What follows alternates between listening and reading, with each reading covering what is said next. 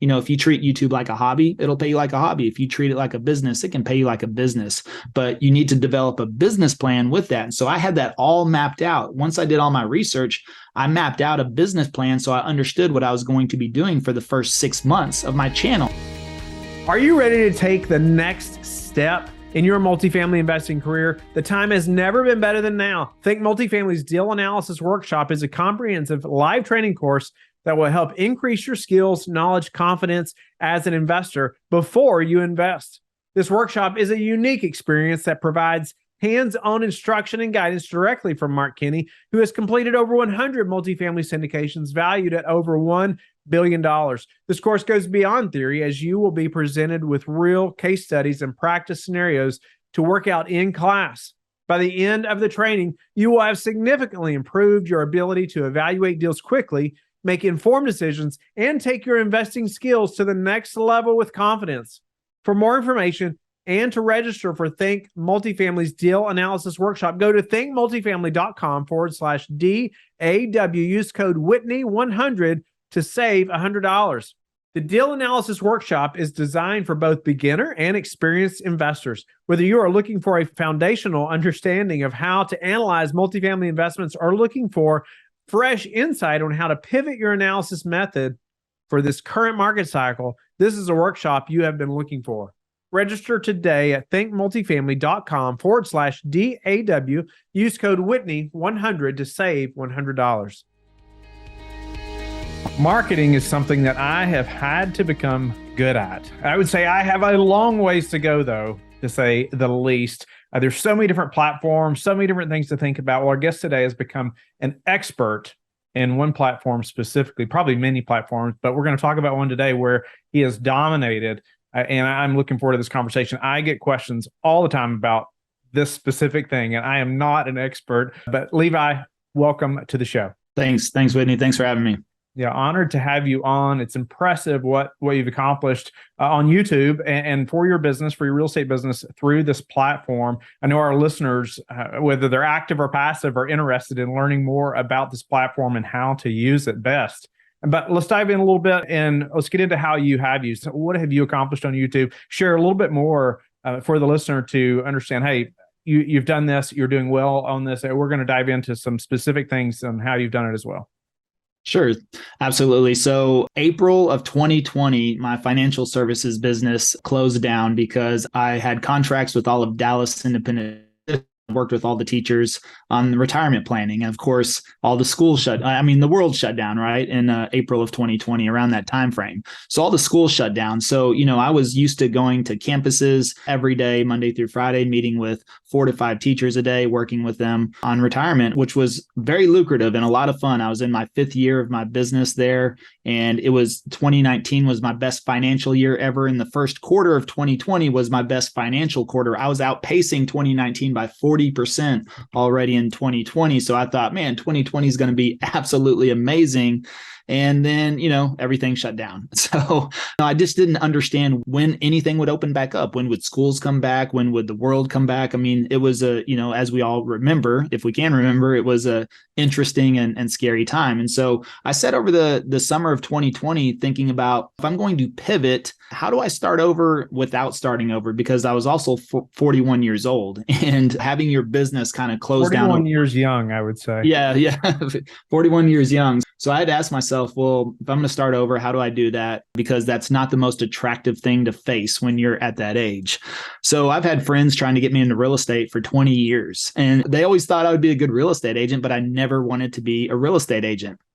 So I thought, okay, well, if I'm going to actually make that pivot, and I watched real estate start to grow, one of the few industries, other than online shopping, start to grow over 2020. And I thought, well, if I do make a pivot or a change, then this is probably the time to do it.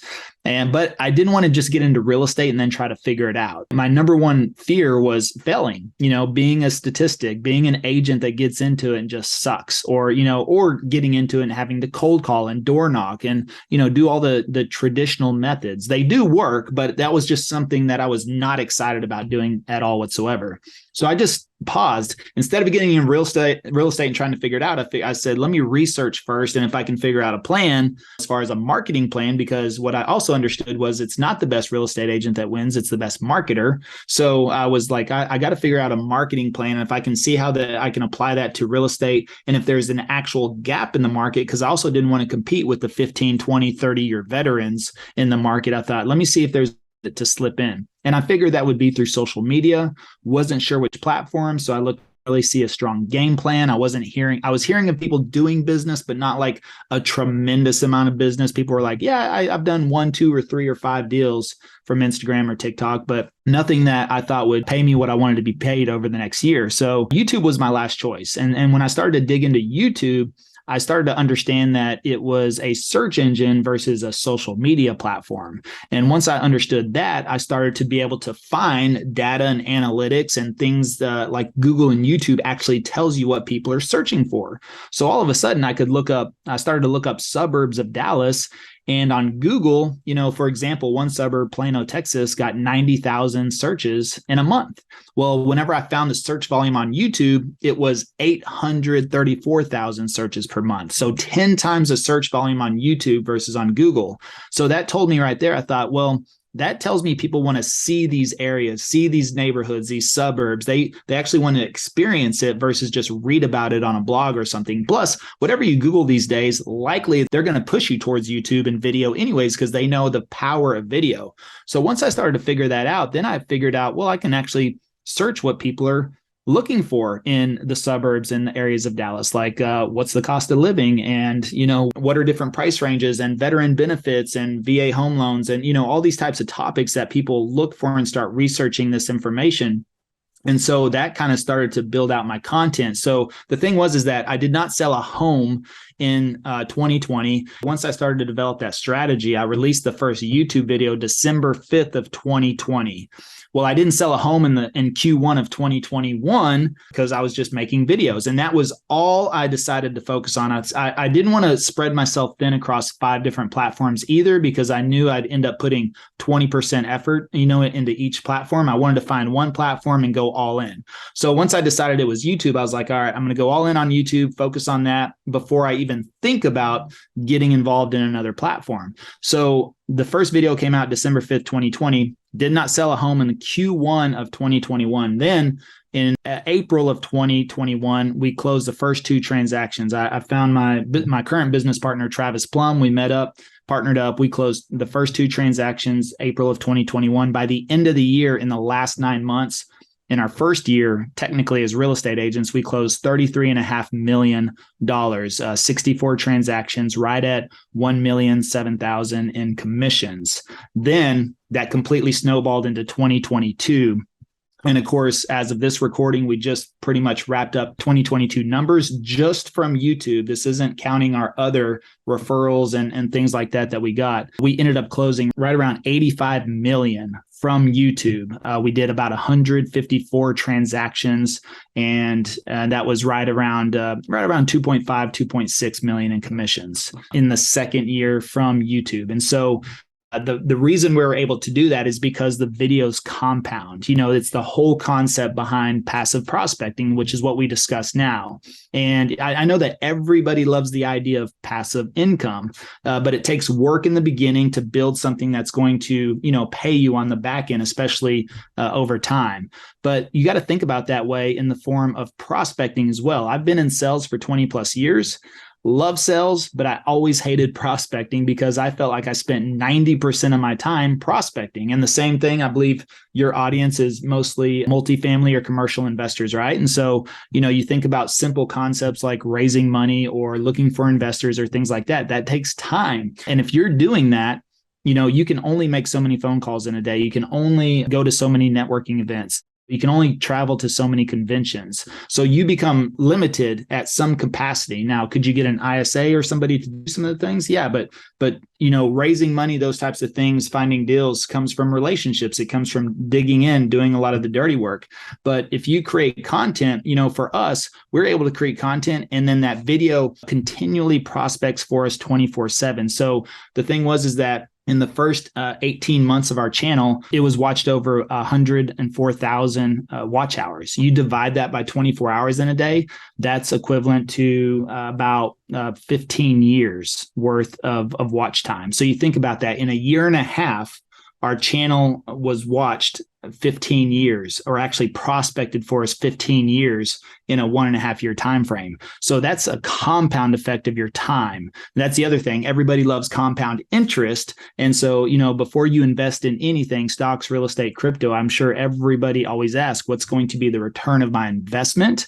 Well, if you're going to invest your time into something, you should be asking, what's going to be the return of my time, which is really very difficult to measure. However, YouTube gives you so much data and analytics on the back end that you can actually directly measure that. Well, if one video, for example, took me 30 minutes to make, in totality, it's been watched well over 10,000 hours. You divide that by 24 hours in a day, that's like 1.34 years. So what I invested 30 minutes of my time, and that one video has given me 1.34 years worth of prospecting back. And that's constant. It goes on 24/7, days, nights, weekends. Anytime you can look at our channel, 2, 3, 4 in the morning, it's getting 75, 80, 100 views sometimes at 3 in the morning. It's like, who's watching real estate YouTube videos at 3 in the morning? I don't know. But the thing is I'm not knocking doors or cold calling people at 3 in the morning.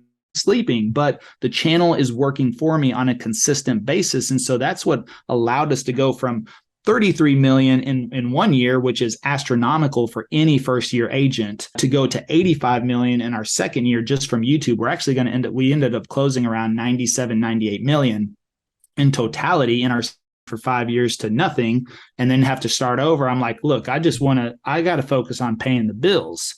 And so that was really the main goal, is to make, 1 to 200,000. That's what I was really hoping for from the channel. But what I started to see was that those videos can just compounded more and more and more. And so that allowed more people to view that. And so for there, we got the calls, we started getting the calls nonstop. And that's the other amazing thing about video on YouTube, is that people walk themselves through the whole sales cycle. They find the videos on their own, they watch the videos, and whenever they reach out and call us, they've already made the decision to work with us. And that can be the same if you're trying to raise money or whatever it be, you're trying to find investors or you're trying to find properties. Yeah, you create that content. You mentioned, Levi, that they're watching your videos at 3 a.m. in the morning. I was going to say, yeah, they probably would not become a warm lead if you were knocking on their door at 3 a.m. in the morning. No, would not be happy at all. No. You said you learned early on that it's the best marketer that wins. And, you had been in sales. Obviously, there's some marketing to that, but, this is taking it to a whole nother level altogether. Speak to some of your education about marketing, how you did that, how you learned about YouTube, just some, how did you dive in? It can be so intimidating. I know when people think about creating content, right? Or they're going to be on video that much, or, are they going to say the right things? All those things. How did you start to educate yourself to learn about social media and marketing? And then let's dive into some of the specific ways you've built this channel. I believe you can hyper-learn any subject in 60 days with the amount of information that's out there through books, blogs, vlogs, YouTube, Google. I mean, the information is out there, whatever it is you want to do. It doesn't matter. If you want to become the best knitter, you want to knit mittens, you can figure that out very quickly. I'm sure you can find it on YouTube. Oh, absolutely. So, the thing is that that's what I did. I went into hyper-learning, which means no Netflix. My extracurricular time was spent consuming content about YouTube. So I'm a little old school. I start with books. I actually bought a book called YouTube Secrets. I bought 8 different books, but YouTube Secrets was by far the best book. And then second to that, which came out a little bit later, was YouTube Formula. And then, of course, our book, Passive Prospecting, shameless plug, which will be out hopefully by next month. Passive Prospecting, I think that's going to be a real true blueprint on YouTube and how to implement that in your small business. So I start with books. Now, YouTube Secrets is the one that really kind of kickstarted for me whenever I realized YouTube was a search engine, because I started to understand the fundamentals and principles of the platform. So I think that's where you want to start if you want to get involved in social. You need to understand these platforms from a producer side versus a consumer side. And if you understand the back end and how they work, it makes it a lot easier to work with the platforms versus posting something and going, why did I not get any views? How come nobody's seeing my stuff? How come I'm not getting any traction? Well, there's a strategy to all of it. And so I bought the books, and the books led me to, YouTube. It led me to blogs. And then I started to find different creators that taught YouTube, Nick Nimmin, D Nimmin, Roberto Blake, Think Media, Sean Cannell, video influencers, Benji Travis, all these different people, Daryl Eves, who wrote YouTube Formula, they teach YouTube like nonstop on YouTube. And so I started to understand the fundamentals and principles of the platform. And then I said, how do I apply this to my business? How do I apply this to residential real estate? And so that's where I started to understand how to make content, create it. And so I just hyper learned over 60 days, consumed every single thing I could instead of watching Netflix, or anything else, or, taking that little time on Saturdays, watching YouTube videos, I'll just nonstop and making out a plan, actually building out a business plan too. The thing is that, if you treat YouTube like a hobby, it'll pay you like a hobby. If you treat it like a business, it can pay you like a business, but you need to develop a business plan with that. And so I had that all mapped out. Once I did all my research, I mapped out a business plan. So I understood what I was going to be doing for the first 6 months of my channel. I didn't film one video and then wonder, okay, well, what do I do now? What's the next piece of content? I already had that mapped out. Now, was it perfect? No. Could I adjust some things? Yeah, absolutely. But I had a very good plan, a solid plan to at least give myself direction to get started on that. Help us to know some of those things that are in that plan. You talked about being mapped out for 6 months. I think just taking the time to do that could alleviate quite a bit of stress. For someone, right? If all that's already been thought out, you're not having to think of that always on the spot or every day or whenever you're recording. Speak to some of the things you need to think through when you're mapping it out, for 6 months like that. It goes back to understanding how YouTube works. So publishing schedule, consistency, times of the day, what type of content, search-based versus browse or suggested, all these types of the little intricacies of the platform. And so for me, it was, okay, what do I want to do? Plus also looking at the marketplace. When I started, there was really at the time only about 4 agents in Dallas, believe it or not. I couldn't believe that there was really only 4 agents that were consistent on YouTube. And the top one had 7,000 subscribers to my 0. And the number 2 had 5,000 subscribers to my 0. And the other 2 had like 4,000 each. And I thought, okay, well, what's different? How can I catch them, or how can I beat them? That was the question I looked at. And it was simple. Well, I noticed every single one of them published 1 video a week. Now they had a 2, 3, 4 year head start on me, but I thought, well, shoot, the only way I'm going to do that is to outwork them, is to publish either twice or 3 times as much. And I just decided I like to do things sooner rather than later. So I decided I'm going to publish 3 videos a week. I'm going to triple their output. And that's what I'm going to do. So that was the first, one of the first decisions, 3 videos a week. Okay, now I'm going to do 3 videos a week. What are those videos going to be? What format are they going to be in? How am I going to film those? Then get them edited, then get them published. And what am I going to do ahead of time? And do I film a month's worth of content first? Because, and that's the other thing I understood, that consistency is very key in the beginning. Most people film 1 video, get all excited, publish it on YouTube, and then guess what happens? Life happens, health happens, real estate happens, family happens, and then nothing happens. And then a week goes by, 2 weeks go by, and then guess what? Oh, well, I didn't really get much traction on that first video. And then the excuses start to set in, and then inconsistency sets in. Better go try another platform or just. Yeah. I'm going to try something else, right? And so to me, it was 3 videos a week. I'm going to film a month's worth of content first before I ever publish. That way I give myself a month's head start. And so whenever I published that first video, I was already scheduled out for an entire month, and I could start working on the next month's worth of content. And that way, if anything came up that sidetracked me, which it will, then and I missed a week of filming or something, guess what? I was still 3 weeks ahead at that time. So then I was able to recover or double up on content 1 week, or work through that. It wasn't a big deal. So I didn't get thrown off. And so I was able to stay extremely consistent. Now it's been 2 years, right at 2 years of the channel.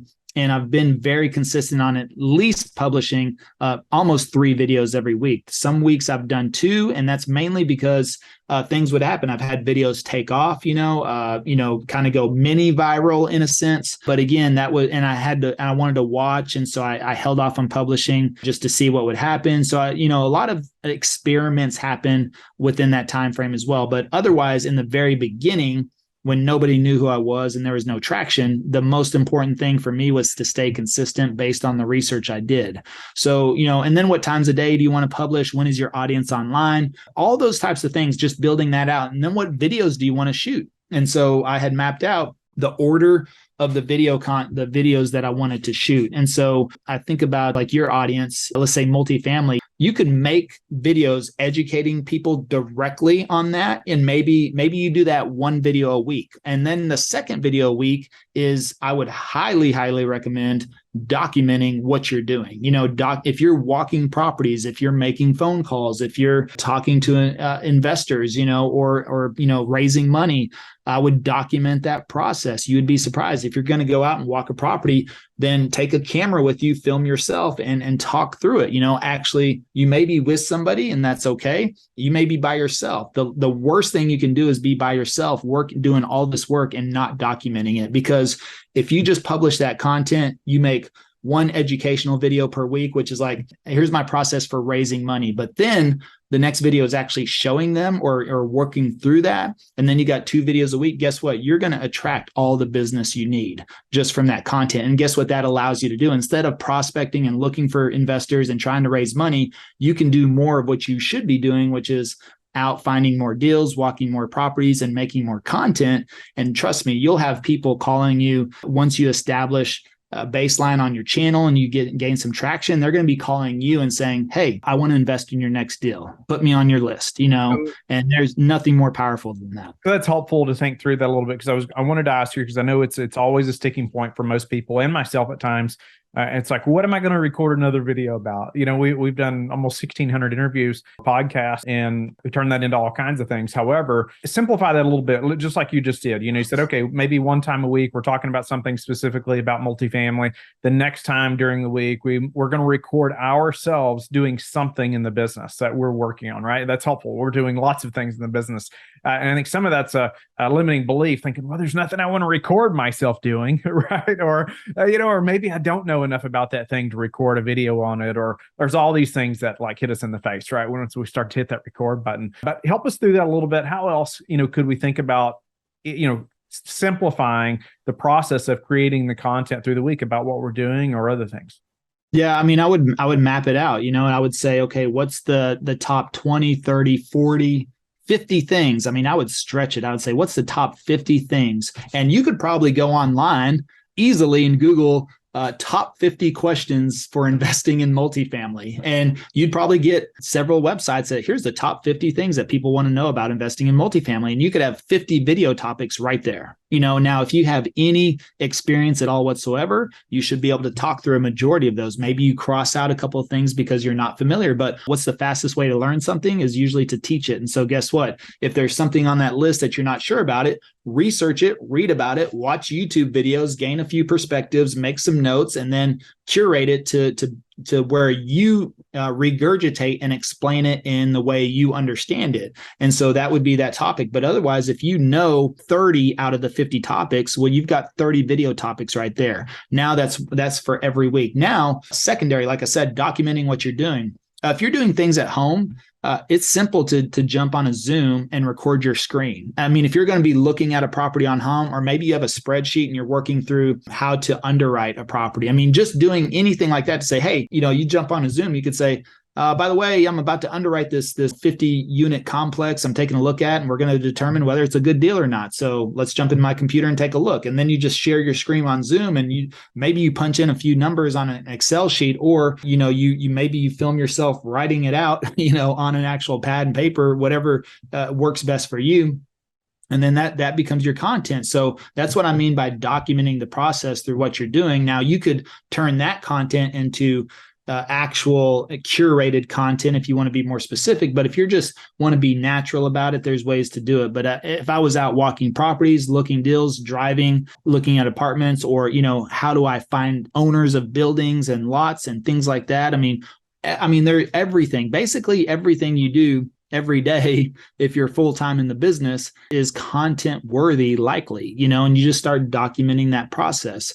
And so that's where I would start. I would find, and what I mean by an educational style of video is like you sit here in front of the camera in your office and you explain something, you do that. That's like fixed content, curated. It's like talking head office video. That's it, man. You get out there, like we do this in our real estate channel. I do that. I do like pros and cons, cost of living, top 5 neighborhoods of this area, that area, which is great. But then I go out, some of our most popular videos are vlog tours, actually going out in the neighborhood. So then I show them neighborhoods. I'm like, hey, by the way, we're in Frisco or Plano or McKinney. Here's the old downtown. I'm going to take you around, show you different neighborhoods, different price points.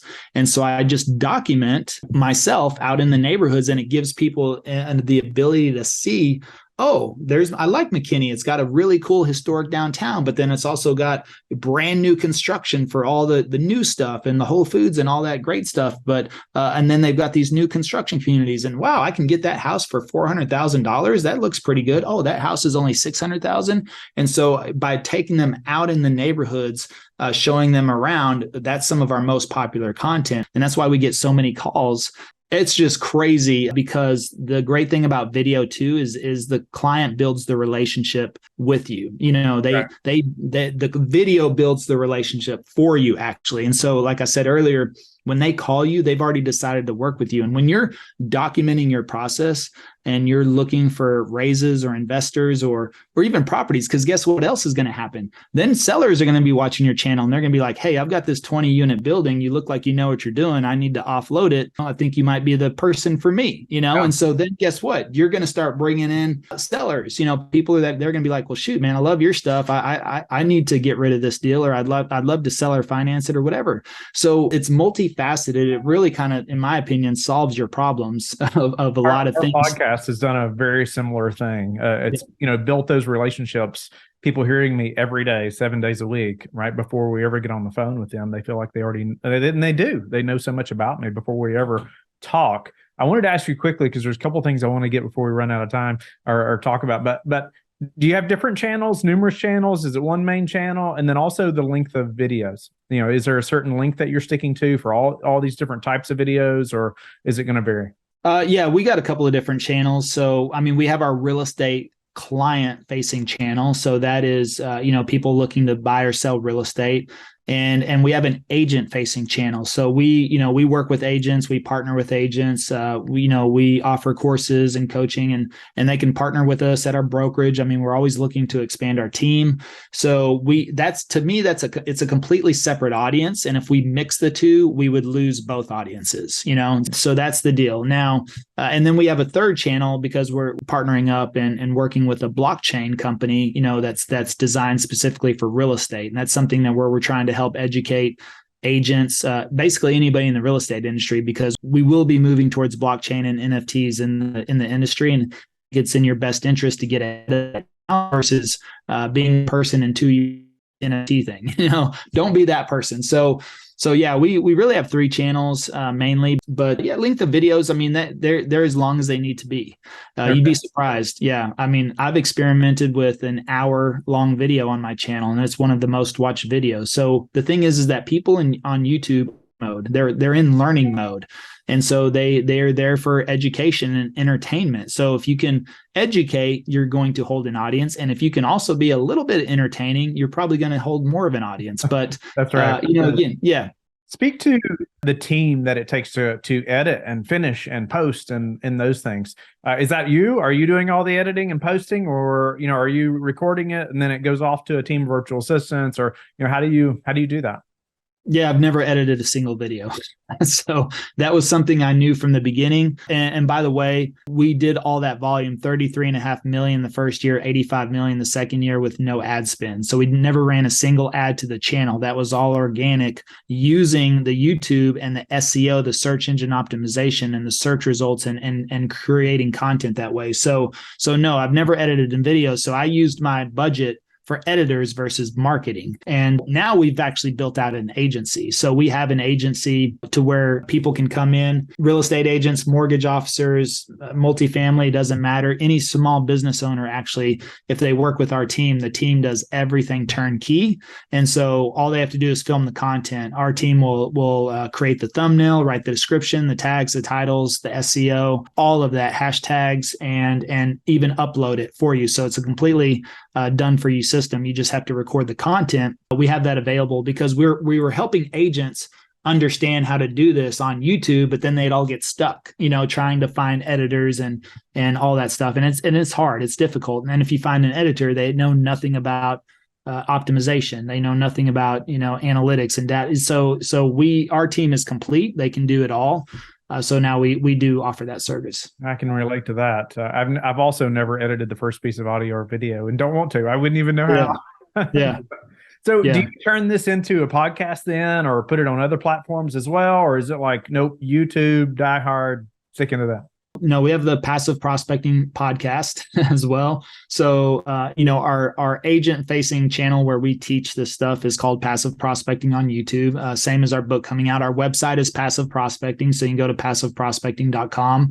And then you can look up Passive Prospecting YouTube for real estate is what we talk about on there. So yeah, we cover about 90% YouTube for real estate. And then sometimes I talk about other business concepts. I just did actually my podcast last week was really about planning, planning for the new year. How do you, break a year down into daily activities, things like that. So sometimes I go not just on YouTube, but simple business concepts too. But otherwise, yeah, we have that podcast. All right, Levi. Well, it's been great to learn more about YouTube and how you have been so successful using that platform. I want to jump to a few final questions before we run out of time. But just wondered your opinion on your expectation on the real estate market over the next 6 to 12 months. And it can be Texas specific or, just nationwide, but any predictions or anything you're thinking about as far as what you expect? Yeah, I expect the most visible agent is going to win.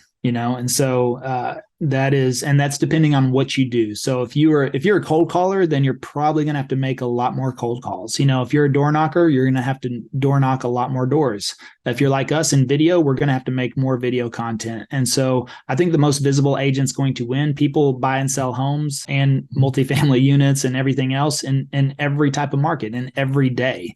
But it's just going to be the question of whether or not they find you to help them. So I think you need to be visible in one way or another. Don't fight it if you're reluctant to get out there. Don't fight it anymore. I mean, I think video is the best way to absolutely leverage your business. And if you don't think you have time to do video, then that's exactly why you should do video. Because if you don't have time to make a couple of videos per week, your time is not leveraged correctly at all. So I think the next 3 months is probably going to be pretty challenging. And we'll see how interest rates go. And maybe when most people see, at least in the Dallas market, us being in Dallas, Texas, we're typically a very steady market. I don't expect to see home prices completely crash out. I just looked at December numbers. We still had 10% appreciation growth in the market in December, which was the same for November. November was like 11%.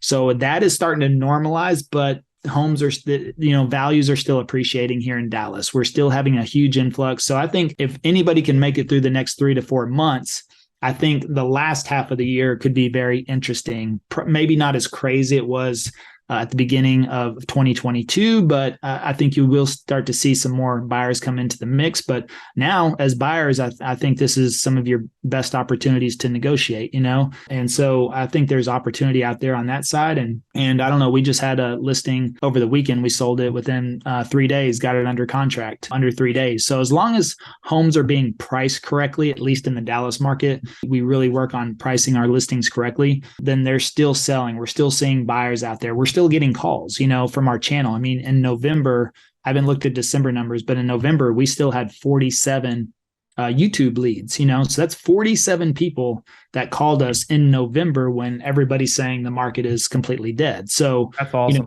Yeah. Speaks to your channel and, just the reasons, even the compounding effect, like you were talking about early on. What about some daily habits that you have that have produced the highest return for you?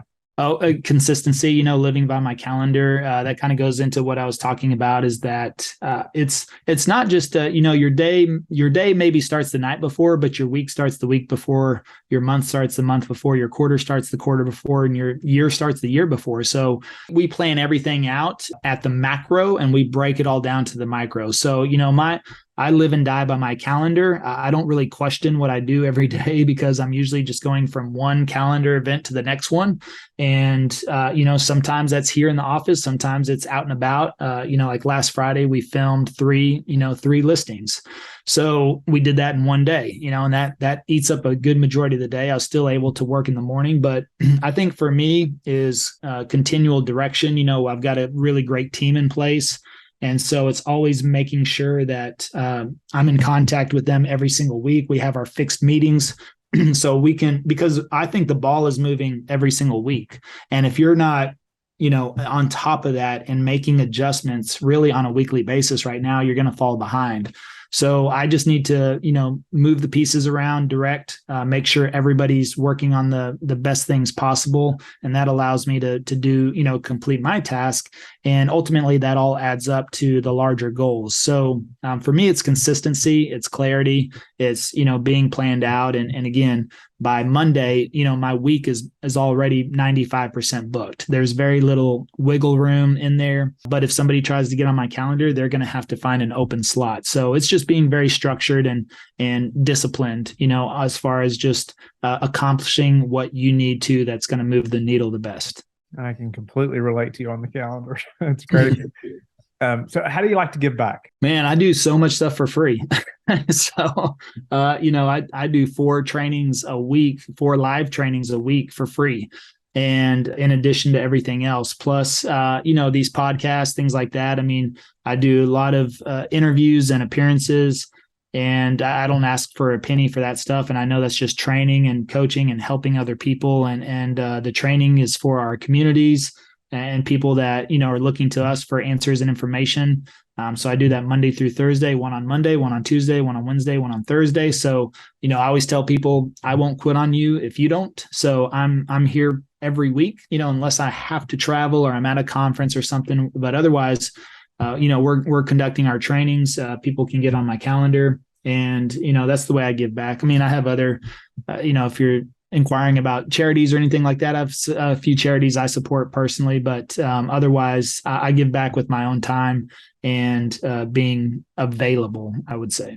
Yeah, your time is your most valuable asset, right? Levi, it's been an honor to have you on the show and to meet you and to allow really you to educate the listeners and myself more on YouTube, how you have been so successful using YouTube in your businesses. Thank you again for your time and giving back to us in that way. How can they get in touch with you, learn more about you and your training, coaching, all those things, and your book coming out? Yeah, probably the best way is passiveprospecting.com. And actually the homepage will have an option for you to sign up. So you can be notified as soon as we release the book, and we're not trying to sell you anything there. It's just there you can be notified. And then we have, other tabs on the website. You can explore around. You'll see our video editing offer on there. If you're a real estate agent and you want to learn, we have a free training on the Partner With Us tab that you can click and link on there as well. So other than that, find me on Instagram. That's just my name, Levi Lascsak, and, put out a ton of content there, but also on YouTube. So if you want to find our real estate channel, that's Living in Dallas, Texas. If you search that, it'll likely pop up. You'll see that. And then, of course, our real estate agent channel is Passive Prospecting, where we educate. And the blockchain channel is Consortia, and so that's something that if people are interested about learning more about blockchain, I think I'm starting my journey there as well. I'm not the novice. I'm not a big crypto geek or anything like that. The reason I wanted to start that is so I could work with the smart people that know that stuff. And then I could learn from them, have them on the channel. So we're doing 1 training a week on that channel as well right now. Thank you for being with us again today. I hope that you have learned a lot from the show. Don't forget to like and subscribe. I hope you're telling your friends about the Real Estate Syndication Show and how they can also build wealth in real estate. You can also go to lifebridgecapital.com and start investing today.